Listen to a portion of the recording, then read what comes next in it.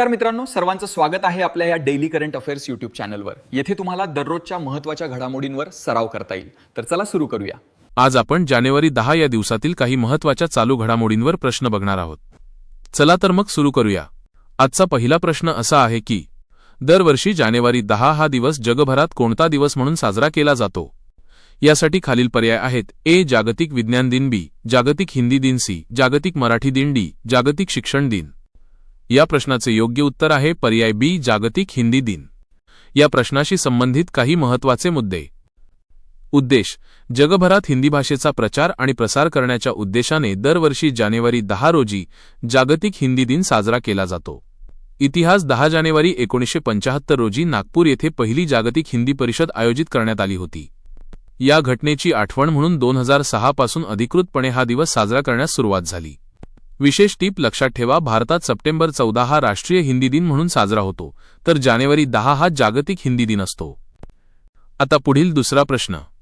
जानेवारी 2026 मध्ये कोणत्या देशाने भारतीय नौदलासोबत सी गार्डियन हा संयुक्त सराव आयोजित केला आहे? यासाठी पर्याय आहेत: A. Japan, B. France, C. America, D. Australia. या प्रश्नाचं योग्य उत्तर आहे पर्याय सी. अमेरिका। या प्रश्नाशी संबंधित काही महत्त्वाचे मुद्दे. महत्त्व: सी गार्डियन हा सराव भारत आणि अमेरिका यांच्यातील द्विपक्षीय लष्करी सहकार्याचा एक भाग आहे।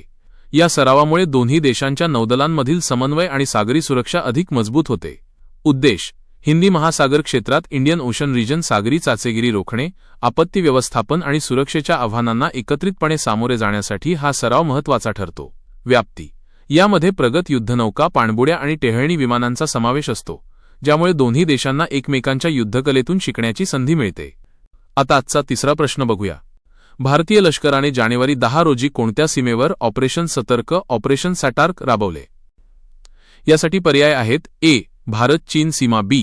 भारत पाक सीमा, सी. भारत म्यानमार सीमा, डी. भारत बांगलादेश सीमा। या प्रश्नाचं योग्य उत्तर आहे पर्याय बी. भारत पाक सीमा, LOC। या प्रश्नाशी संबंधित काही महत्त्वाचे मुद्दे. हेतू: ऑपरेशन सतर्क हे विशेषतः नियंत्रण रेषेवर लाईन ऑफ कंट्रोल घुसखोरी रोखण्यासाठी आणि सीमेपलीकडून होणाऱ्या संशयास्पद हालचालींवर बारकाईने लक्ष ठेवण्यासाठी राबवले जाते। कार्यवाही: थंडीच्या आणि धुक्याच्या दिवसांत दृश्यमानता कमी असताना दहशतवादी कारवायांना आळा घालण्यासाठी भारतीय लष्कराकडून ही गस्त आणि शोध मोहीम अधिक तीव्र केली जाते।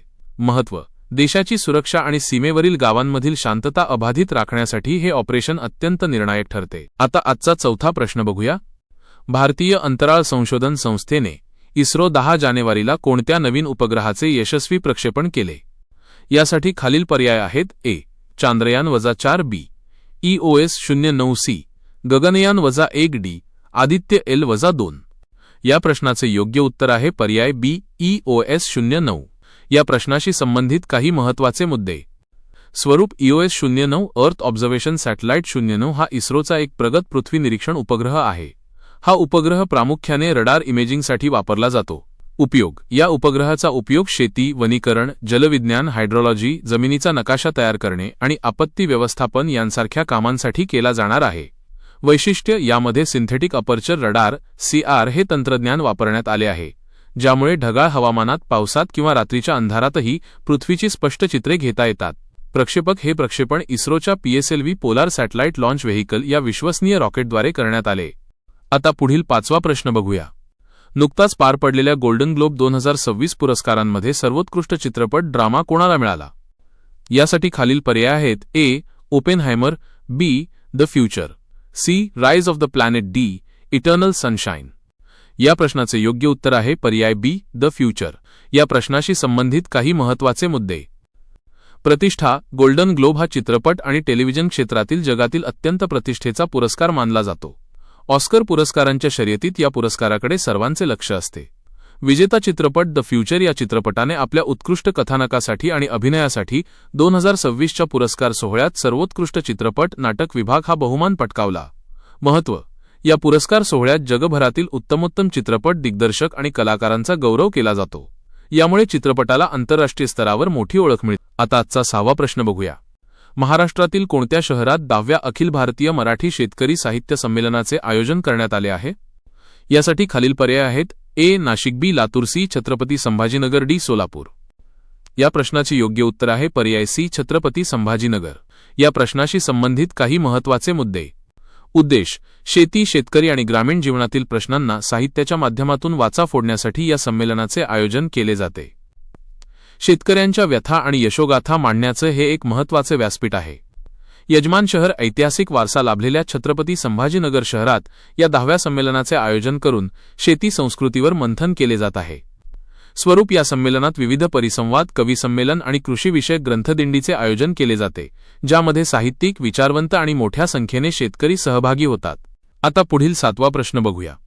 10 जानेवारी 2026 रोजी कोणत्या राज्यात पक्षी गणना 2026चा शुभारंभ झाला? यासाठी खालील पर्याय आहेत. ए. ओडिसा, बी. केरळ, सी. पश्चिम बंगाल, डी. उत्तराखंड. या प्रश्नाचे योग्य उत्तर आहे पर्याय ए. ओडिसा. या प्रश्नाशी संबंधित काही महत्त्वाचे मुद्दे. ठिकाण: ओडिसा राज्यातील आशियातील सर्वात मोठे खाऱ्या पाण्याचे सरोवर असलेल्या चिल्का सरोवरात या गणनेला सुरुवात झाली आहे. महत्त्व: हिवाळ्याच्या काळात सायबेरिया आणि इतर थंड प्रदेशांतून लाखो स्थलांतरित पक्षी या सरोवरावर येतात. या पक्ष्यांच्या प्रजाती आणि त्यांची संख्या मोजण्यासाठी दरवर्षी ही गणना केली जाते. प्रक्रिया: वन विभाग आणि तज्ज्ञांच्या पथकाद्वारे ही मोहीम राबवली जाते, ज्यामुळे पर्यावरणातील बदल आणि जैवविविधतेच्या स्थितीचा अंदाज बांधता येतो. आता आजचा 8वा आणि महत्त्वाचा प्रश्न बघूया. 10 जानेवारी 2026 रोजी भारतीय रिझर्व्ह बँकेने आरबीआय कोणत्या बँकेचा परवाना रद्द केला? यासाठी पर्याय आहेत. A. Janata Sahakari bank, B. United Urban Cooperative Bank, C. Lakshmi Vilas bank, D. Punjab National Bank. या प्रश्नाचे योग्य उत्तर आहे पर्याय B. United Urban Cooperative Bank. या प्रश्नाशी संबंधित काही महत्त्वाचे मुद्दे. कारण: भारतीय रिझर्व्ह बँकेने आरबीआय पुरेशा भांडवलाचा अभाव, इनॅडिक्वेट कॅपिटल आणि भविष्यात नफा मिळवण्याची कमी शक्यता, पूर अर्निंग प्रॉस्पेक्ट्स या कारणांमुळे या बँकेचा परवाना रद्द केला आहे. अंमलबजावणी: परवाना रद्द झाल्यामुळे 10 जानेवारी 2026च्या कामकाजाच्या वेळेनंतर या बँकेला बँकिंग व्यवसाय, ठेवी स्वीकारणे किंवा परत करण्यास मनाई करण्यात आली आहे. ठेवीदारांचे संरक्षण: बँकेच्या प्रत्येक ठेवीदाराला निक्षेप विमा आणि प्रत्यय हमी महामंडळ DICGC कडून 5 लाख रुपयांपर्यंतची विमा रक्कम मिळण्याचा अधिकार आहे. नियमन: आरबीआय बँकिंग नियामक कायदा 1949च्या तरतुदींनुसार अशा प्रकारची कारवाई करते जेणेकरून ठेवीदारांचे हित जपले जाईल. आता आजचा 9वा आणि अत्यंत महत्त्वाचा प्रश्न बघूया. 2026 मध्ये प्रवासी भारतीय दिवस परिषदेचे मुख्य पाहुणे कोण होते? यासाठी खालील पर्याय आहेत. A. Mohammed Irfan Ali, B. Anthony Albanese, C. Doctor Mohamed Muizzu, मालदीवचे राष्ट्राध्यक्ष, डी. प्रवीण जगन्नाथ. या प्रश्नाचे योग्य उत्तर आहे पर्याय सी. डॉक्टर मोहम्मद मुइझू. या प्रश्नाशी संबंधित काही महत्त्वाचे मुद्दे. ऐतिहासिक संदर्भ: महात्मा गांधी 9 जानेवारी 1915 रोजी दक्षिण आफ्रिकेतून भारतात परतले होते. या घटनेच्या स्मरणार्थ दर 2 वर्षांनी प्रवासी भारतीय दिवस परिषद मोठ्या उत्साहात साजरी केली जाते. 2026 चे महत्त्व: 2026 मध्ये पार पडलेल्या या परिषदेला मालदीवचे राष्ट्राध्यक्ष डॉक्टर मोहम्मद मुइझू यांना मुख्य पाहुणे म्हणून आमंत्रित करण्यात आले होते. भारत आणि मालदीव यांच्यातील राजनैतिक संबंध अधिक दृढ करण्याच्या दृष्टीने ही भेट अत्यंत महत्त्वाची ठरली. परंपरा: या परिषदेत भारताच्या विकासामध्ये परदेशात राहणाऱ्या भारतीयांचे डायस्पोरा योगदान अधोरेखित केले जाते आणि त्यांना प्रवासी भारतीय सन्मान देऊन गौरविण्यात येते. आता पुढील 10वा प्रश्न बघूया. कोणत्या भारतीय खेळाडूने आशियाई नेमबाजी चॅम्पियनशिप 2026 मध्ये सुवर्णपदक जिंकले? यासाठी खालील पर्याय आहेत. ए. मनू भाकर, बी. नीरज चोप्रा, सी. अर्जुन बाबुता, डी. दिव्यांश सिंग पनवार. या प्रश्नाचे योग्य उत्तर आहे पर्याय ए. मनू भाकर. या प्रश्नाशी संबंधित काही महत्त्वाचे मुद्दे. उत्कृष्ट कामगिरी: भारतीय नेमबाज मनू भाकर हिने या चॅम्पियनशिपमध्ये महिलांच्या 10 मीटर एअर पिस्तूल प्रकारात अटीतटीच्या लढतीत सुवर्णपदक पटकावले. जागतिक दर्जा: मनू भाकर ही भारतातील आघाडीची नेमबाज असून तिने यापूर्वीही अनेक आंतरराष्ट्रीय स्पर्धांमध्ये भारताचे नाव उज्ज्वल केले आहे. या विजयामुळे तिचे जागतिक मानांकन अधिक सुधारले आहे. इतर पर्याय: नीरज चोप्रा हे भालाफेक, जॅव्हलिन थ्रो खेळाडू आहेत, तर अर्जुन बाबुता आणि दिव्यांश सिंग पनवार हे देखील नेमबाज आहेत, परंतु या विशिष्ट स्पर्धेत मनू भाकरने सुवर्ण कामगिरी केली. आता पुढील 11वा प्रश्न बघूया. युनेस्को जागतिक वारसा स्थळांच्या तात्पुरत्या यादीत जानेवारी 10 रोजी भारतातील कोणत्या स्थळाचा समावेश झाला? यासाठी खालील पर्याय आहेत. ए. माजुली बेट, बी. साळहेर मुल्हेर किल्ले, महाराष्ट्र, सी. मांडू, मध्य प्रदेश, डी. कोकणातील कातळ शिल्पे. या प्रश्नाचे योग्य उत्तर आहे पर्याय डी. कोकणातील कातळ शिल्पे. या प्रश्नाशी संबंधित काही महत्त्वाचे मुद्दे.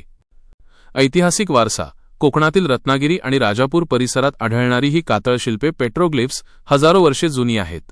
ही दगडात कोरलेली चित्रे मानवी संस्कृतीच्या उत्क्रांतीचा महत्त्वाचा पुरावा मानली जातात. युनेस्कोची यादी, तात्पुरती यादी, टेंटेटिव्ह लिस्ट म्हणजे जागतिक वारसा स्थळाचा दर्जा मिळवण्यापूर्वीची पहिली पायरी असते. या समावेशामुळे आता या स्थळांना आंतरराष्ट्रीय स्तरावर संरक्षण आणि प्रसिद्धी मिळेल. वैशिष्ट्य: या कातळ शिल्पांमध्ये प्रामुख्याने प्राणी, पक्षी आणि मानवी आकृत्यांचे कोरीव काम आढळते, जे कोकण किनारपट्टीवरील समृद्ध प्राचीन इतिहासाचे दर्शन घडवते. आता आजचा 12वा प्रश्न बघूया. जागतिक हिंदी परिषदेचे आयोजन 2026 मध्ये कोणत्या देशात करण्याचे 10 जानेवारीला ठरवण्यात आले? यासाठी खालील पर्याय आहेत: A. Bharat, B. Fiji, C. Mauritius, D. दक्षिण आफ्रिका. या प्रश्नाचं योग्य उत्तर आहे पर्याय बी. फिजी. या प्रश्नाशी संबंधित काही महत्त्वाचे मुद्दे. नियोजन: जानेवारी 10 रोजी जागतिक हिंदी दिनाच्या निमित्ताने ही घोषणा करण्यात आली की 2026 ची जागतिक हिंदी परिषद फिजी या देशात आयोजित केली जाईल. देशाची निवड: फिजीमध्ये भारतीय वंशाच्या लोकांची संख्या मोठी आहे आणि हिंदी ही तिथे अधिकृत भाषांपैकी एक आहे. त्यामुळे हिंदीचा जागतिक स्तरावर प्रचार करण्यासाठी या देशाची निवड महत्त्वाची ठरते. महत्त्व: या परिषदेत जगभरातील हिंदी विद्वान, साहित्यिक आणि भाषाप्रेमी एकत्र येतात. हिंदी भाषेच्या संवर्धनासाठी आणि तंत्रज्ञानासोबत तिची सांगड घालण्यासाठी येथे विविध चर्चासत्रे आयोजित केली जातात. आता आजचा 13वा प्रश्न बघूया. नुकतेच निधन झालेले प्रसिद्ध व्यक्तिमत्व प्राध्यापक राम जोशी कोणत्या क्षेत्राशी संबंधित होते? यासाठी खालील पर्याय आहेत: ए. चित्रपट, बी. साहित्य व शिक्षण, सी. क्रीडा, डी. राजकारण. या प्रश्नाचं योग्य उत्तर आहे पर्याय बी. साहित्य व शिक्षण. या प्रश्नाशी संबंधित काही महत्त्वाचे मुद्दे. परिचय: प्राध्यापक राम जोशी हे महाराष्ट्रातील एक थोर विचारवंत, नामवंत साहित्यिक आणि शिक्षणतज्ज्ञ होते. त्यांनी शिक्षण क्षेत्रात मोलाचे योगदान दिले आहे. योगदान: त्यांनी अनेक शैक्षणिक संस्थांच्या उभारणीत आणि धोरण निश्चितीमध्ये महत्त्वाची भूमिका बजावली होती. त्यांच्या निधनाने साहित्य आणि शैक्षणिक क्षेत्राची मोठी हानी झाली आहे. साहित्य सेवा: त्यांनी आपल्या लेखनातून सामाजिक आणि शैक्षणिक विषयांवर परखड मते मांडली, जी आजही विद्यार्थ्यांसाठी आणि शिक्षकांसाठी मार्गदर्शक ठरतात. आता पुढील 14वा प्रश्न बघूया. 10 जानेवारी 2026 रोजी कोणत्या राज्याने एक जिल्हा एक खेळ ODOS योजना सुरू केली? यासाठी खालील पर्याय आहेत: ए. उत्तर प्रदेश, बी. महाराष्ट्र, सी. हरियाणा, डी. तामिळनाडू. या प्रश्नाचं योग्य उत्तर आहे पर्याय ए. उत्तर प्रदेश. या प्रश्नाशी संबंधित काही महत्त्वाचे मुद्दे. सुरुवात: ही योजना उत्तर प्रदेशचे मुख्यमंत्री योगी आदित्यनाथ यांनी स्थानिक खेळाडूंना जागतिक स्तरावर नेण्यासाठी सुरू केली आहे. नियोजन: ज्याप्रमाणे एक जिल्हा एक उत्पादन अंतर्गत त्या जिल्ह्याच्या उत्पादनाला ओळख मिळाली, तसेच आता प्रत्येक जिल्ह्याला एका विशिष्ट खेळासाठी उदा. कुस्ती, बॅडमिंटन, हॉकी ओळखले जाईल आणि तिथे त्या खेळाच्या प्रशिक्षणाच्या विशेष सोयी केल्या जातील. आता आपण आजचा शेवटचा 15वा प्रश्न बघूया. जागतिक आर्थिक मंच WEF ची 2026 ची वार्षिक बैठक कोठे आयोजित केली जाणार आहे? यासाठी खालील पर्याय आहेत: A. New York, B. Paris, C. Davos, D. Navi Delhi. या प्रश्नाचं योग्य उत्तर आहे पर्याय सी. दावोस. या प्रश्नाशी संबंधित काही महत्त्वाचे मुद्दे. ठिकाण: स्वित्झर्लंडमधील दावोस या शहरात दरवर्षी जागतिक आर्थिक मंचाची वर्ल्ड इकॉनॉमिक फोरम वार्षिक बैठक पार पडते. 2026 ची बैठक देखील याच शहरात नियोजित आहे. उद्देश: या बैठकीत जगातील महत्त्वाचे राजकीय नेते, उद्योजक, अर्थशास्त्रज्ञ आणि विचारवंत एकत्र येतात. जागतिक अर्थव्यवस्था, हवामान बदल आणि भविष्यातील आव्हानांवर येथे सविस्तर चर्चा केली जाते. महत्त्व: दावोस बैठक म्हणून ओळखली जाणारी ही परिषद जागतिक धोरणे ठरवण्यात महत्त्वाची भूमिका बजावते. भारताचे प्रतिनिधित्व देखील या ठिकाणी वरिष्ठ मंत्री आणि उद्योगपती करत असतात. तर मित्रांनो, हे होते आजचे महत्त्वाचे 15 चालू घडामोडींचे प्रश्न. तुम्हाला हा व्हिडिओ कसा वाटला हे कमेंटमध्ये नक्की सांगा. जर तुम्हाला ही माहिती उपयुक्त वाटली असेल तर व्हिडिओला लाईक करा आणि तुमच्या स्पर्धा परीक्षेची तयारी करणाऱ्या मित्रांसोबत शेअर करा. अशाच रोजच्या चालू घडामोडींच्या अपडेट्ससाठी आपल्या डेली करंट अफेअर्स चॅनलला सबस्क्राईब करायला विसरू नका आणि बेल आयकॉनवर क्लिक करा. उद्या पुन्हा भेटूया नवीन प्रश्नांसह. तोपर्यंत अभ्यास करत रहा. धन्यवाद.